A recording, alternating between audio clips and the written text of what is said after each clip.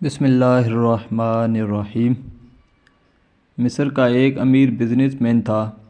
اس کی عمر 50 سال کے لگ بھگ تھی۔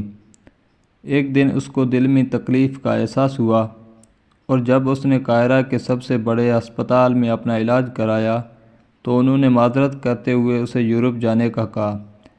یورپ میں تمام ٹیسٹ مکمل کرنے کے بعد وہاں کے ڈاکٹروں نے اسے بتایا کہ تم صرف چند دن کے مہمان ہو، کیونکہ تمہارا دل کام کرنا چھوڑ رہا ہے۔ وہ شخص بائی پاس کرا کر مصر واپس آ گیا اور اپنی زندگی کے باقی دن گن گن کر گزارنے لگا۔ ایک دن وہ ایک دکان سے گوشت خرید رہا تھا جب اس نے دیکھا کہ ایک عورت کسائی کے پھینکے ہوئے چربی کے ٹکڑوں کو جمع کر رہی ہے۔ اس شخص نے عورت سے پوچھا، تم اسے کیوں جمع کر رہی ہو؟ عورت نے جواب دیا کہ گھر میں بچے گوشت کھانے کی ضد کر رہے تھے، چونکہ میرا شوہر مر چکا ہے اور کمانے کا کوئی ذریعہ بھی نہیں ہے، اس لیے میں نے بچوں کی ضد کی بدولت مجبور ہو کر یہ قدم اٹھایا ہے۔ اس پھینکی ہوئی چربی کے ساتھ تھوڑا بہت گوشت بھی آ جاتا ہے جسے صاف کر کے پکا لوں گی۔ بزنس مین کی آنکھوں میں آنسو آ گئے۔ اس نے سوچا، میری اتنی دولت کا مجھے کیا فائدہ؟ میں تو اب بس چند دن کا مہمان ہوں۔ میری دولت کسی غریب کے کام آ جائے، اس سے اچھا اور کیا۔ اس نے اسی وقت اس عورت کو کافی سارا گوشت خرید کر دیا اور کسائی سے کہا کہ اس عورت کو پہچان لو، یہ جب بھی آئے اور جتنا بھی گوشت مانگے اسے دے دینا اور پیسے مجھ سے لے لینا۔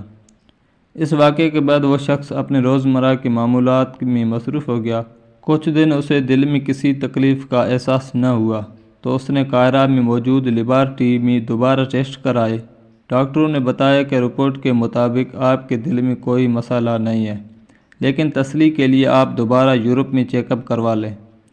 وہ شخص دوبارہ یورپ گیا اور وہاں ٹیسٹ کرائے۔ رپورٹس کے مطابق اس کے دل میں کوئی خرابی سرے سے تھی ہی نہیں۔ ڈاکٹر نے حیران رہ گئے اور اس سے پوچھا کہ آپ نے ایسا کیا کھایا کہ آپ کی بیماری جڑ سے ختم ہو گئی؟